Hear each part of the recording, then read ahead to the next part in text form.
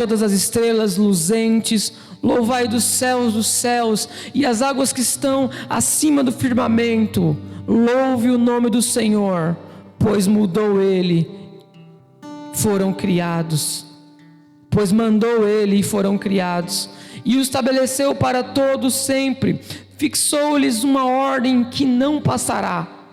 Louvai ao Senhor da terra, montes marinhos e abismo todos, fogo, saraiva, neve, vapor e os ventos procelosos que se lhe executam a palavra, montes e todos os outeiros, árvores frutíferas e todos os cedros, feras e gados e répteis voláteis, reis da terra e todos os povos, príncipes e todos os juízes da terra, rapazes e donzelas, velhos e crianças, louvem o nome do Senhor, porque só o seu nome é excelso, e a sua majestade acima da terra e do céu. Ele exalta o poder do seu povo e o louvor de todos os seus santos, dos filhos de Israel, povo que lhe é chegado. Aleluia. Você diz amém? Amados irmãos, esse é um salmo muito lindo, muito precioso na Escritura, também chamado de salmo de aleluia. E nós olhamos para a profissão de fé de Westminster, e eles chegaram, os teólogos de Westminster chegaram a uma conclusão, que o fim principal do homem é glorificar a Deus e gozá-lo para sempre. Qual que é o seu fim? Qual que é o meu fim? Qual que é o sentido da vida do homem na terra? É parecido com o que o sábio Salomão falou lá em Eclesiastes, capítulo número 12, verso número 13. O que ele diz lá? A suma de todas as coisas é temer a Deus e guardar os seus mandamentos, porque isso é dever de todo homem. E nós temos que entender, irmãos, que o Salmo 148 revela-nos que existe um coro sendo entoado nos céus dos céus, no universo, sobre toda a terra, existem seres e existem coisas que o próprio Deus criou, e existem homens na terra louvando e glorificando a Ele incessantemente, constantemente, de dia e de noite, sem nenhum descanso. Alguém pergunta para você ou para mim, e o que significa aleluia? Aleluia é uma palavra só no hebraico. Ale, louvai, a, de Yahvé, significa louvai a Deus. Quando você levanta a mão e diz aleluia, você está dizendo: Deus, eu te louvo, Deus, eu te glorifico, Deus, eu te exalto, Deus, tu és entronizado, toda honra, toda glória, todo louvor, toda exaltação é para ti, Senhor. E o que é interessante, irmãos, é que nós lemos no Salmo 146, verso 2, diz assim, o 146, verso 2, louvai ao Senhor, ou melhor, louvarei ao Senhor, o salmista diz, durante a minha vida, e cantarei louvores ao meu Deus, enquanto eu... Então o salmista está dizendo o seguinte: eu assumo um compromisso com Deus, de que enquanto eu respirar, eu louvarei ao Senhor, eu exaltarei a Ele enquanto eu estiver vida. Ele assume esse compromisso, e isso nos faz pensar que nós precisamos viver e restaurar o altar do louvor na nossa vida, e não nos limitar apenas a um momento de culto que não chega nem a 2 horas de relógio, mas restaurar o altar da adoração na nossa casa, no nosso trabalho, na onde nós estivermos. Agora, por favor, olhe para mim o verso de número 1. Aleluia, louvai ao Senhor do alto dos céus. Aí veja para mim, por favor, o verso número 7. Louvai ao Senhor da terra. Então existem dois espaços que o nome do Senhor está sendo reverenciado. Em primeiro lugar, nos céus. Em segundo lugar, na terra. Vamos analisar esse salmo. Verso de número 1 e 2. O louvor dos anjos. Aleluia! Louvai ao Senhor do alto dos céus. Louvai-o nas alturas. Louvai todos os seus anjos. Louvai todas as suas legiões celestes. Irmãos, nós vamos ler o texto daqui a pouco, de Apocalipse 4, que o texto diz que diante do trono de Deus existem anjos, existem seres celestiais, querubins, serafins, o próprio anjo Gabriel que assiste diante de Deus. Esses anjos estão louvando a Deus. A Bíblia diz que Deus, Ele habita no meio dos louvores do seu povo. Deus, Ele está onde existe louvor. Deus não está onde existe música. Deus está onde existe louvor, onde existe adoração. Olhe para mim, marca com o dedo, vai lá, ou coloca aqui Apocalipse 4, verso 8, por favor, porque eu quero ler esse texto. Apocalipse 4, verso 8, olha o que diz, deixa marcado o Salmo 148, diz: e os 4 seres viventes, tendo cada um deles, respectivamente 6 asas, estão cheios de olhos, e ao redor e por dentro, não tem descanso, nem de dia, nem de noite, proclamando: Santo, Santo, Santo é o Senhor Deus, o Todo-Poderoso, aquele que era e que há de vir. Os céus prorrompem em um cântico, ininterruptamente, de dia, de noite, sem descanso, dizendo que o Senhor é santo, santo, santo, o Deus Todo-Poderoso, aquele que era e que há de vir. Os anjos cantam isso,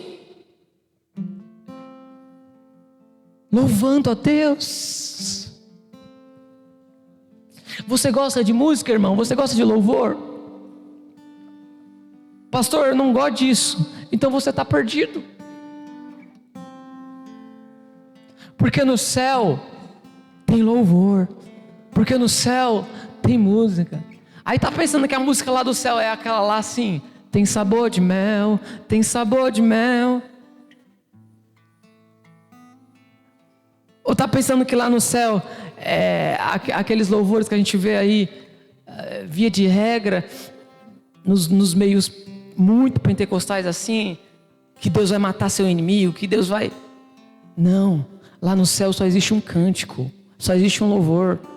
Santo, santo, Ele é santo, Ele é santo, Ele é o Deus Todo-Poderoso, toda a terra está cheia da sua glória. Por isso, irmãos, que louvores que agradam a Deus são louvores que falam da glória de Deus. Nós não estamos falando de hinos antropocêntricos que colocam o homem no centro de todas as coisas. Hinos que são de alta ajuda. Esses hinos, irmãos, ele agrada homens, mas não pode agradar a Deus. Esse hino amassageia ego de homem, mas não agrada o coração do Deus Todo-Poderoso. Os seus anjos o louvam. Na presença de Deus, até os serafins, que são seres angelicais, precisam curvar o rosto e cobrir os seus rostos e dizer: Ele é santo, Ele é santo, Ele é santo. Os céus estão cantando continuamente. Agora preste atenção, porque além do céu, a criação também louva a Deus. Veja o verso 3 e 4. Louvai o sol e a lua, louvai todas as estrelas luzentes, louvai os céus dos céus e as águas que estão acima do firmamento. Preste atenção, os céus dos céus se referem às galáxias, à infinitude do universo. Além dos anjos, sabe quem mais louva a Deus? O cosmos, a criação, louva o universo, louva ao Deus Todo-Poderoso. O que diz o Salmo 119, verso 1? O Salmo 119, verso 1 diz: os céus proclamam a glória de Deus, e o firmamento anuncia as obras de tuas mãos. Existe uma canção, existe um louvor constante, tanto no macro-universo como no micro-universo, entoando o nome do Senhor. E eu queria que você entendesse a grandeza do universo, porque, por uma questão de lógica, a criatura não pode ser maior que o Criador. Vocês concordam? Mas só para vocês pensarem um pouco, e eu fiz esse sermão com Esther no meu calcanhar. Se vocês acharem que ficou muita água com açúcar, perdoa o seu pastor, porque enquanto eu estava escrevendo lá, Esther estava falando de cabelo, de maquiagem, de brinquedo, e eu não pude me concentrar muito em algumas coisas, mas eu vou tentar desenhar para vocês o que Deus pôs no meu coração. Porque, irmãos, pega o universo, e nenhum homem é capaz de nos dizer o tamanho do universo. Pergunte a alguém da área, um astrônomo, um físico, um químico, e pergunte a ele qual o tamanho do universo. E ele, honestamente, humildemente, ele vai dizer: eu não sei. Agora, de uma coisa eu tenho certeza absoluta: o universo ele não é infinito, porque infinitude é um atributo exclusivo de Deus. Mas se calcula que o universo ele tem mais de 93 bilhões de anos-luz de diâmetro. Entendi nada, pastor? Eu também não. Mas significa o seguinte: que se você voar na velocidade da luz 300 mil quilômetros por segundo, de uma extremidade à outra do universo, você demoraria 93 bilhões de anos para ir de uma extremidade à outra. É grande ou não é? Esse é o tamanho do universo. É esse universo que Deus criou. Aí o profeta Isaías, lá no capítulo 40, ele diz para nós, numa linguagem poética, ele diz assim: olha, que Deus, irmãos, isso é muito grandioso. Deus, o nosso Deus, Ele espalhou as estrelas no firmamento, no universo. Bom, Deus espalhou as estrelas no firmamento. Quantas estrelas existem? Nós não sabemos. Mas se calcula que existem mais grãos de areia na terra. Pensa comigo. Isso é verdade, vai estudar. Pega o Nordeste, pega os desertos, pega as praias, pega todo o grão de areia que existe na face da terra. O que tem de estrela no firmamento é muito mais. É muito mais. E isso o astrônomo sabe dizer. E sabe o nosso Deus? O profeta Isaías diz que Ele não somente criou, irmãos, mas Ele nomeou, Ele batizou cada estrela do firmamento com o nome. E quando Deus quer fazer reunião, numa linguagem humana, as estrelas do firmamento bate continência para o teu Deus. Ele chama cada uma pelo nome e nenhuma delas vem a faltar, por ele ser grande em força e forte em poder. Aí você entende a grandeza de Deus. Aí você fica abismado, de boca aberta, com a grandeza do cosmos, mas você fica também abismado e fica até impressionado com a complexidade do microcosmos. Porque Deus, Ele é capaz de espalhar as estrelas no firmamento, mas o nosso Deus, Ele é capaz de deixar a digital dele em cada gota de orvalho. Irmãos, eu não sei se vocês estão com o mesmo coração que eu, porque se vocês tivessem, vocês estavam dando um aleluia. Deus, Ele é capaz de deixar a digital dele nas 60 trilhões de células que existem no teu corpo. E cada célula tem a assinatura de Deus. Você pode olhar para uma folha seca no teu quintal, uma folha seca, que aos seus olhos só serve para você varrer e colocar na onde? No lixo, no fogo. Se você pegar aquela folha seca e levar para um laboratório para ser estudada, aquela folha seca, ela é mais complexa do que qualquer máquina criada pelo homem. Se você pegar um ovo, você quebrar um ovo dentro de um prato, sabe aquela gema amarela dentro do ovo? Aquilo ali é mais complexo do que qualquer coisa que o homem já tenha inventado. Esse é o nosso Deus. Aí você pensa o seguinte, irmãos, porque eu quero abordar isso, meu coração. Em 1859, o homem chamado Charles Darwin, ele publicou um livro que é conhecido em todo mundo hoje, reconhecido, chamado A Origem das Espécies. E de lá para cá, a teoria da evolução tem sido ensinada desde o fundamental até nível superior. Ou seja, Darwin expulsou Deus da ciência. Darwin disse: não, você veio de uma ameba. Eu vim de uma ameba. É isso que Darwin fala. E essa ameba foi evoluindo, e se tornou um animal, e depois um macaco, um chimpanzé e um homem. Então, segundo Darwin, você veio de uma ameba. Agora preste atenção. Não sejamos nós ignorantes. Pensa comigo.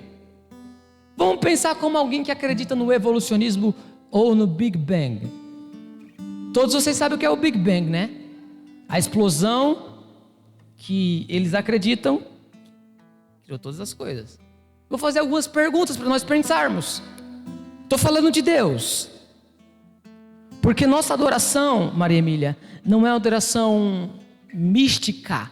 Nós adoramos aquilo que nós conhecemos. Preste atenção. O que existia antes do Big Bang? Quem está aí mais da quinta série? O que existia antes do Big Bang? O que existia antes do Big Bang? Nada. É o que eles dizem.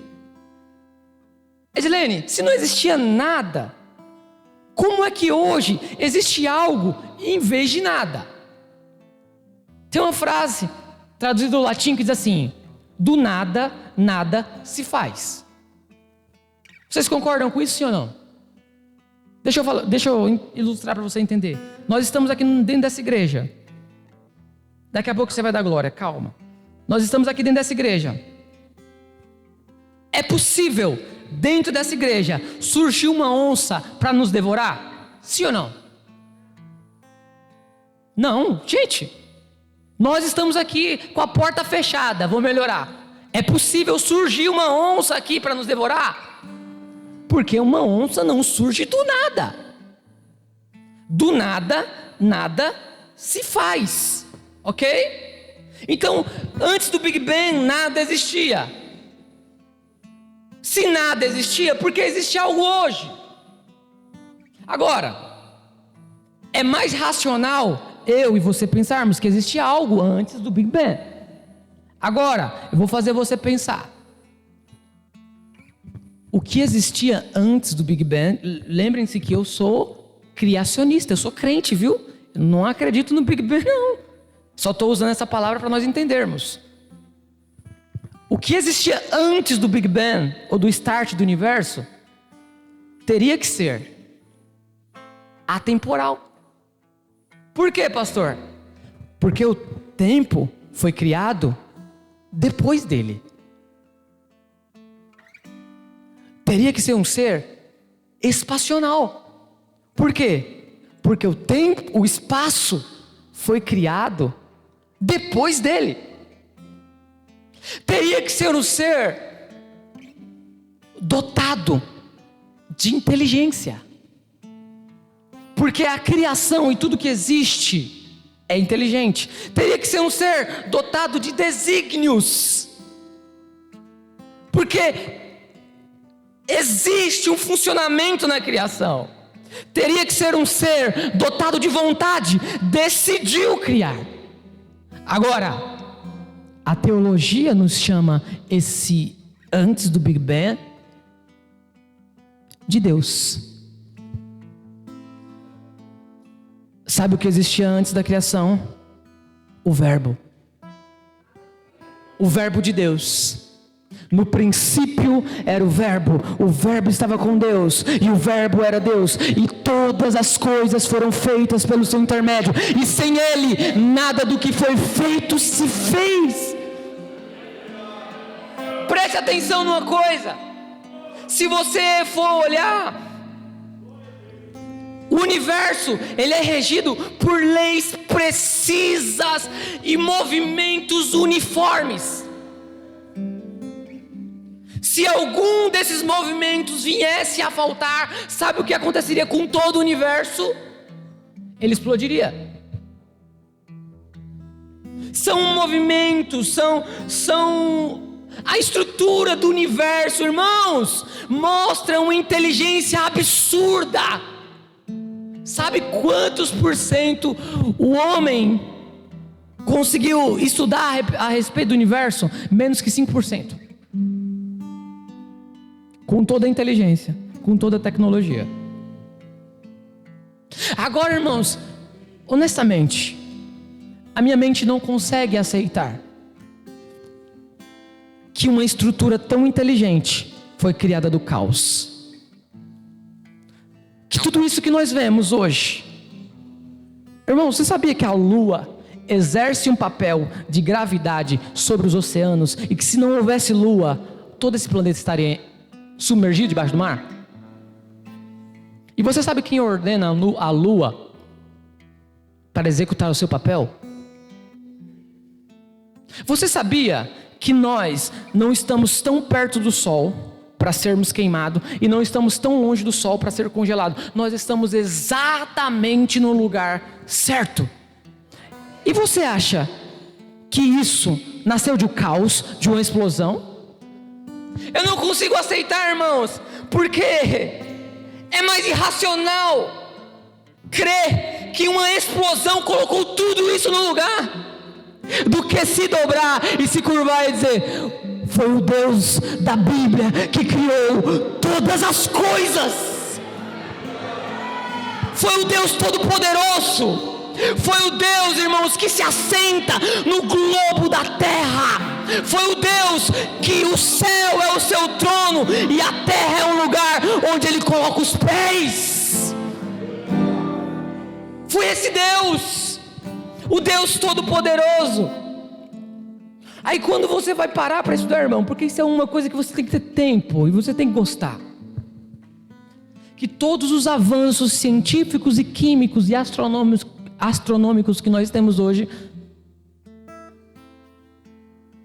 aí você compara os estudos, aí você olha para o Deus da Bíblia, aí você fala assim: o único Deus competente para fazer todas essas coisas aqui é o Deus da palavra.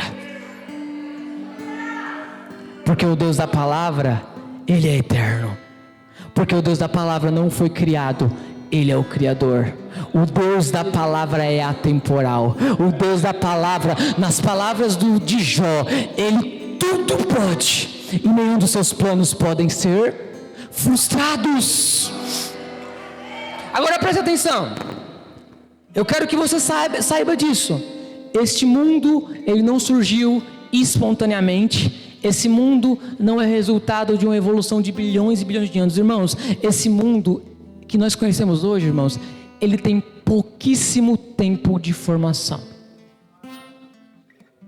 É, pastor? É. Pouquíssimo tempo, irmãos. Ele é novo. Ele foi criado, feito. Agora, o salmista chega a citar para nós das águas que estão acima do firmamento. Você tem noção de quantas águas está condensada acima do universo?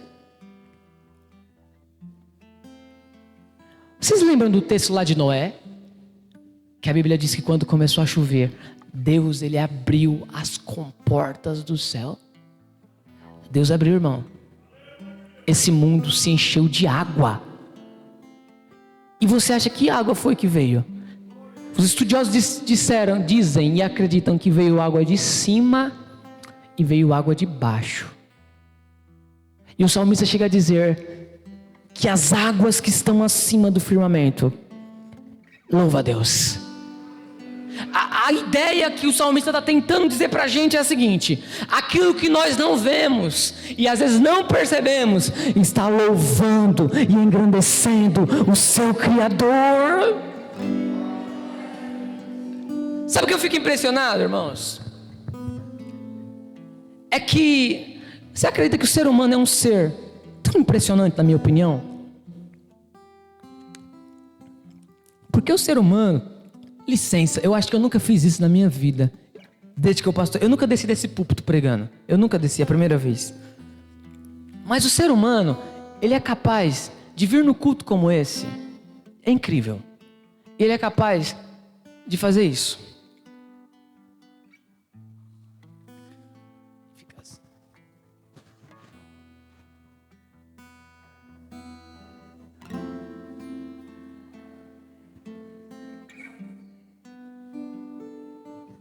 Eu acho isso impressionante. Sabe por quê?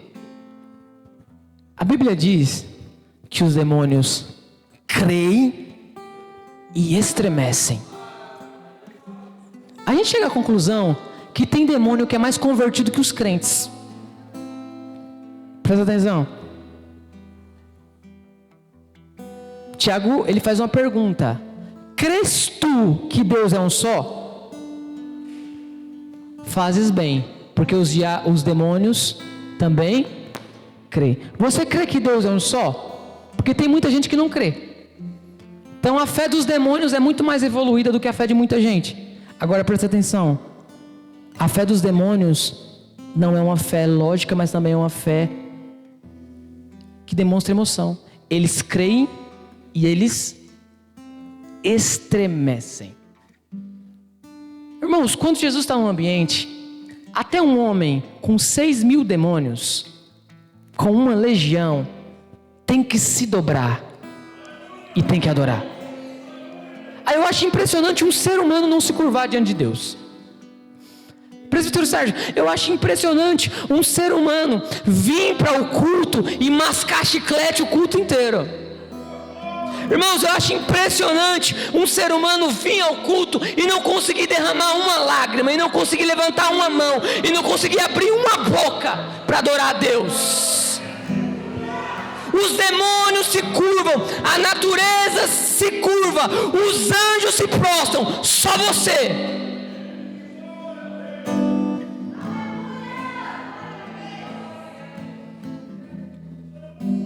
Esse Deus é poderoso.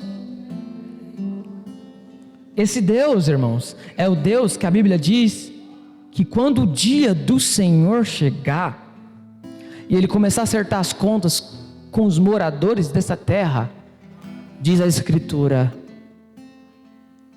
o sol escurecerá, a lua não dará o seu brilho, as estrelas cairão do firmamento, as potências do céu serão abaladas.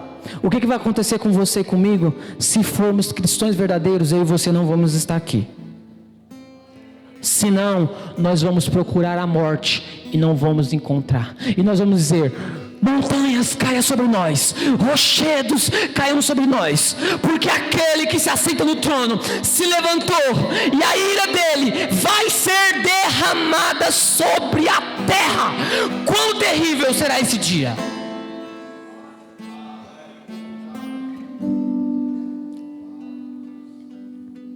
Aí preste atenção, porque a criação adora a Deus de forma visível. Você já viu um dia o sol resolveu não nascer? Ele não nasceu, ele não clareou. Deu 5h30, 5h40, 6 horas, escuro. Já pegou, já? Às vezes demora um pouco mais porque está nublado, mas já chegou um dia dele não querer nascer? E toda vez que o sol faz o percurso do nascente ao poente, sabe o que ele está fazendo? Glorificando a Deus. Ele está exaltando o Criador que o fez. E você pode ver isso. Irmãos, deixa eu fazer uma pergunta para você. Você já viu um passarinho mal-humorado? Um passarinho com depressão, ansiedade? Um passarinho no consultório? Já? Você nunca viu isso. Você vê um passarinho cantando, louvando, exaltando o seu Criador. E mais, a criação ainda, irmãos, ela louva a Deus de forma constante. O sol brilha todos os dias. Agora, pastor, é fácil eu viver uma vida de constante adoração e de louvor a Deus? Não é fácil.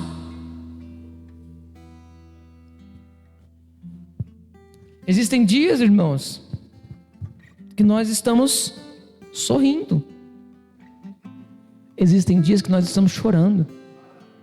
Existem dias que nós cantamos hinos com um sorriso 9,15. E existem dias que nós cantamos hinos de lágrimas nos olhos. Aí você olha para Jó, depois de ser golpeado em todas as áreas da vida, você vê ele dizendo assim: olha, nu eu vim, nu eu voltarei. Ou seja, quando eu nasci, eu não vim com nada, e quando eu partir, eu não vou levar nada.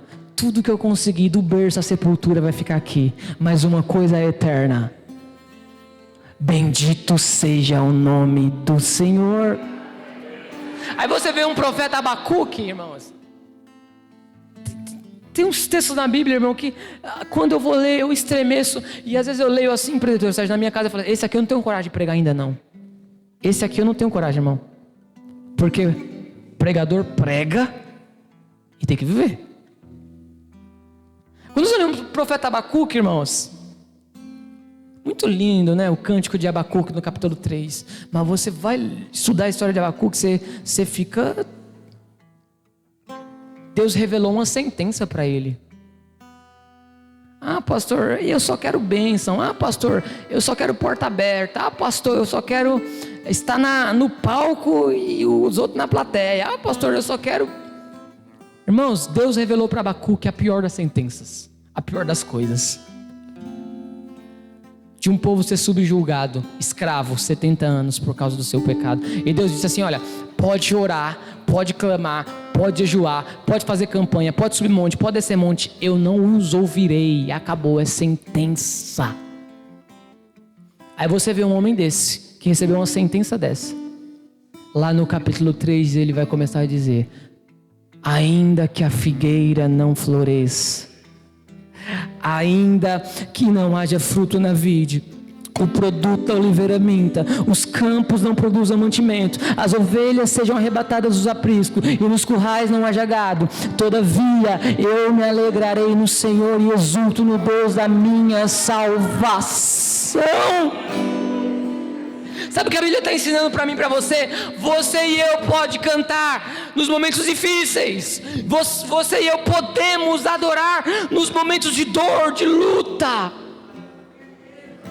E onde é que Deus prova o nosso coração? Deus está nos ensinando. Agora presta atenção, versos 5 e 6 diz: louve o nome do Senhor, pois mandou Ele e foram criados, e o estabeleceu para todos sempre, e fixou-lhes uma ordem, e não passará. Irmãos, toda a natureza louva e obedece a Deus. O verso número 6 disse: e Ele estabeleceu para sempre, fixou-lhes uma ordem e não passará. Aí você pega, por exemplo, a história de Jonas, irmão. Você vê que a tempestade ouviu Deus, obedeceu a Deus, o vento obedeceu, o mar obedeceu, o grande peixe obedeceu, a lagarta lá no final da história obedeceu também, porque Deus mandou lá, a lagarta comeu a árvore. Só o bendito do Jonas não obedeceu. Só o bendito do Jonas. A criação obedece, irmãos. Mas sabe o que o homem faz? Endurece o coração. Os anjos obedecem. Os demônios se prostram. O cosmos, o universo, o sol, a lua, os planetas, as estrelas se prostram. E o homem não. O homem endurece o seu coração. Preste atenção ainda. Verso de número 7, o louvor da terra.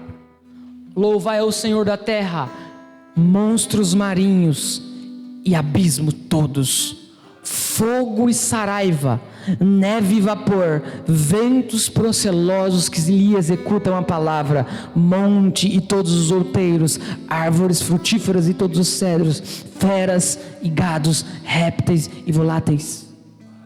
Presta atenção, irmãos, a ideia aqui é: tudo e todos devem louvar ao Senhor. Sabe o que o salmista diz no Salmo 100? Tudo que respira, louve a Deus.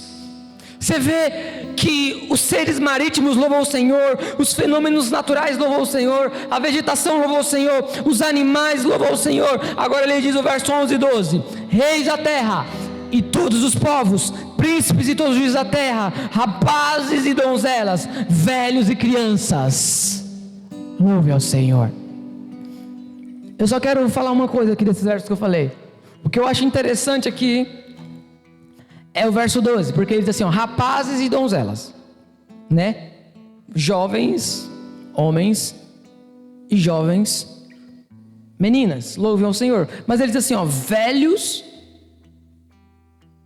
Você já percebeu, irmãos, que quando o ser humano vai caminhando para os seus últimos dias, ele começa a reclamar da vida? Já percebeu isso? É dor aqui, é dor aqui, é dor aqui, é dor aqui, é dor aqui, é dor nos olhos, é tanta dor. Aí o ser humano começa a reclamar. Começa a dizer, eu não presto mais para nada. Começa a murmurar, irmãos. Isso é murmuração. Você foi jovem, criatura. Você já foi jovem, você já foi saudável. Você já teve saúde, vigor. O tempo passa para todo mundo. Aí a Bíblia, o salmista enfatiza assim, velhos, louve ao Senhor. Levanta a mão, você que é ancião, idoso, e louva ao Senhor.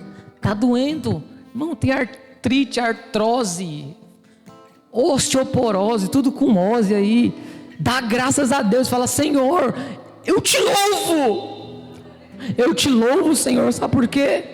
Como o apóstolo Paulo falou, ainda que esse corpo mortal venha se corromper, o homem interior não vai se corromper. A alma está salva, a alegria, a contentamento, a satisfação. Irmão, está doente? Louva a Deus. Ah, pastor, é ruim ficar doente? Eu sei que é ruim. Mas saiba de uma coisa, meu irmão, que nem a missionária Dilma fala, o seu corpo vai ser transformado no abrir e no fechar de olhos. Louve a Deus. Agora presta atenção, irmãos, o verso de número 13: louve o nome do Senhor, porque só o seu nome é excelso, e a sua majestade acima da terra e dos céus. Agora o salmista está dizendo o seguinte: o louvor aqui, ele tem um objeto definitivo. O louvor precisa ser para quem?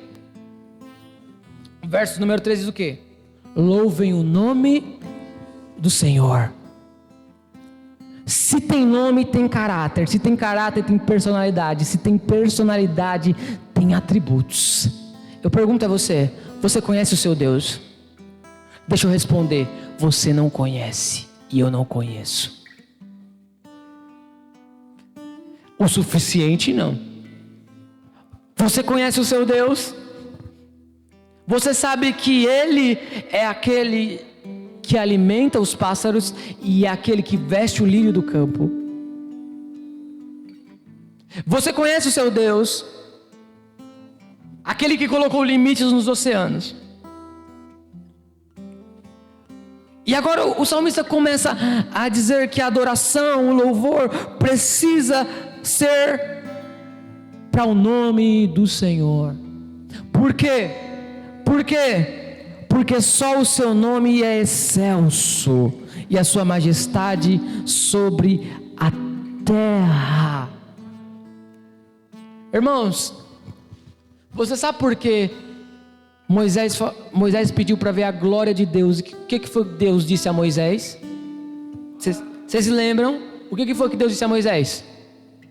Neca. Deus disse o quê? Você não pode ver, seu Moisés, porque se você ver, você morre. Sabe o que é glória? Sabe o que é a glória de Deus? É a junção. A glória de Deus é a somatória de todos os atributos dele, e nenhum homem é capaz de vê-lo na sua glória e permanecer vivo. Você não pode ver Deus? Ainda não. Ah, pastor, eu tive uma visão, eu fiquei tão enfraquecido, eu fiquei tão... Ainda não é Deus, querido, na somatória da sua glória. Porque se você ver Deus, tchau, como diz o meu tio, tchau pro louro. Você não pode ver Deus, porque você é um pecador, porque você habita nesse corpo pecaminoso, porque você é cheio de erro, de mazela. Mas no dia que você morrer, ou no dia que o Senhor, Ele rasgar os céus, com voz de arcanjo, com som de trombeta, irmãos, com poder e muita glória, e o seu corpo, você ser arrebatado, e o seu corpo ser transformado, aí sim, você vai vê-lo como ele realmente é, na sua glória, em todo o seu esplendor. Porque só o seu nome é excelso, e a sua majestade acima de toda a terra. Aí presta atenção, porque ele diz: Ele exalta, verso 14, o poder do seu povo, o louvor de todos os seus santos, dos filhos de Israel, povo que lhe é. Presta atenção, irmãos. O salmista passou a falar agora da graça. Presta atenção, esse Deus, que Ele é adorado em todas as esferas, em toda a terra, no cosmos, nos céus dos céus, a natureza, os homens, os anjos, os demônios o adoram e se prostram diante dele. Esse Deus, Ele manifesta a sua graça e a sua infinita misericórdia, salvando um povo. E esse povo, diz aí, Ele chama meu povo. Irmãos, deixa eu te falar uma coisa. Eu e você não éramos povo de Deus. Nós fomos feitos. Você hoje não está aqui crente. Porque tem uns crentes que, assim, irmãos, sinceramente, tem uns crentes que tem muita paixão no coração, mas não tem luz na cabeça. Tem crente até que tem uma fé bonita, mas a verdade ainda não penetrou a mente. Conhece crente assim, Sérgio? é empolgado, é aquele fervor, mas você vai conversar com ele e você percebe, meu Deus, essa pessoa não foi transformada de mente. Como é que Paulo diz lá em Romanos 12? Transformai pela renovação da vossa mente. A transformação é aqui, varão. Aí, tem crente que acha que ele está aqui porque ele foi escolhido assim, que ele amou Deus, e ele diz, ai, como eu sou apaixonado por Jesus, meu Deus, que amor, que paixão, que devoção. Você e eu só amamos a Deus porque Ele nos amou primeiro. Querido, você só ama Ele porque Ele te amou primeiro, antes de tudo. Sabe, Ele pegou você e eu, Poliana, lá no mais profundo abismo, mergulhado nos nossos pecados de iniquidade, nas nossas prostituições, nas nossas bebedices, nas nossas idolatrias, nos nossos vícios, e Ele foi lá com mão poderosa no Egito e resgatou você, meu querido. E você só pode amar a Ele porque Ele te amou primeiro, e Ele te fez povo. Agora Ele te chama de povo, aí no verso de número 14, Ele também chama de seus santos. Irmãos, deixa o 14 aqui, por favor. Ele exalta o poder do seu povo e o louvor de todos os seus. Deixa eu te falar uma coisa. Essa palavra no hebraico, santo, que é kadosh, ela significa alguém que foi chamado, separado para um propósito específico. Não significa alguém que não tem pecado. Não é santo no sentido puro, purificado, mas é santo no sentido separado. Para que eu e você fomos separados? Eu volto a dizer o que eu disse na introdução. Qual é o fim principal do homem? Glorificar a Deus. Esse é o seu fim. Aí Paulo vai dizer assim, olha, glorifiquem a Deus com os vossos corpos, com toda a vossa maneira de viver. Sabe, irmãs, quando for vestir uma roupa, tem um espelho lá na sua casa, um espelho assim grande, tem? Lá em casa eu não botei ainda não, que o dinheiro está muito curto. A minha mulher já falou, olha, quando for colocar o armário aqui, faz aquele espelhão. Falei, glória a Deus, um dia eu faço. Tem aquele espelhão lá na sua casa? Que pega o corpo assim, todo. Quando você se vestir para ir qualquer lugar, irmão, não é só no culto não, viu? Qualquer lugar. Você vai lá na frente do espelho e faz assim, Espírito Santo. Vai dar uma viradinha. Essa roupa está te glorificando? Glorificar a Deus com os vossos corpos. O varão valoroso, valente. Quando for sair, repara aí se a roupa está glorificando a Deus. Porque o seu fim principal é glorificar a Deus. Você foi santificado, você foi separado para um propósito. Qual é o propósito?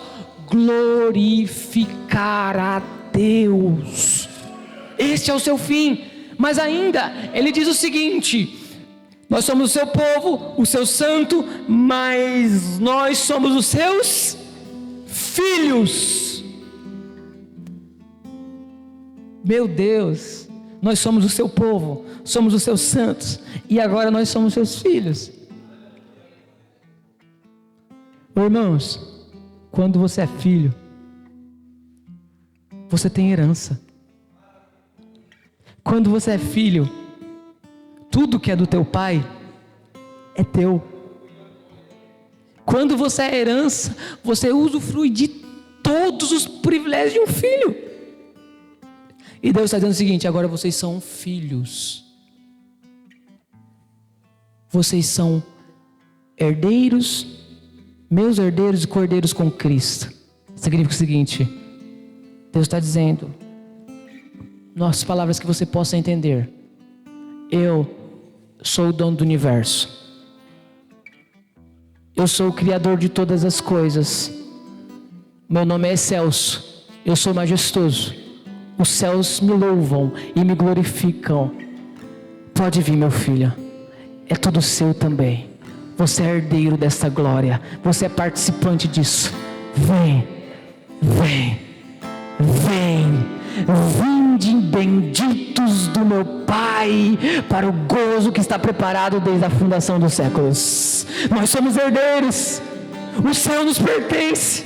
A glória do céu nos pertence. Agora ele diz algo sensacional no final do verso.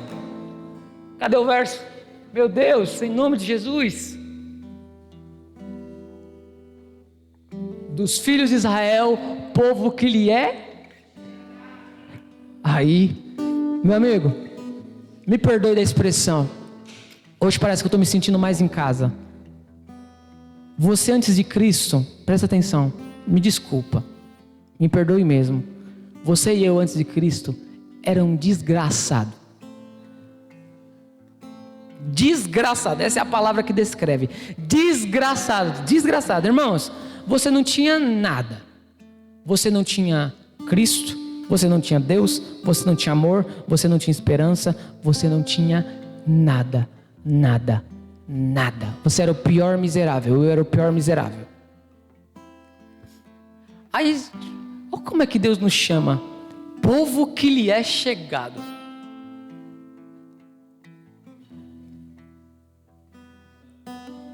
Meu Deus, que graça imensa. Já chamou alguém assim? Você é meu chegado. É isso que Deus faz comigo, com você. Povo que lhe é chegado. Pelo sangue de Cristo.